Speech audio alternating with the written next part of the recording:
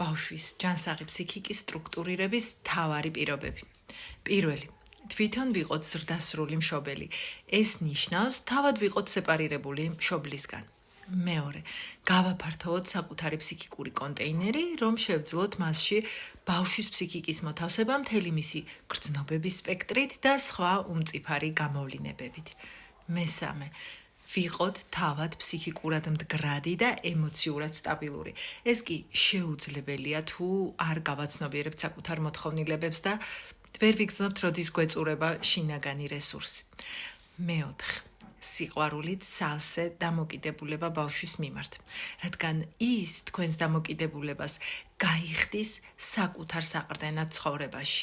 და მეხუთე, გვიყვარდეს ბავშვი, მაგრამ ამავდროულად გვქონდეს საზღვრები და არ ჩამოვიშალოთ, როცა ბავშვი ცდილობს ჩვენზე ზეწოლას. კონსულტაციისთვის მომწერე პირადში.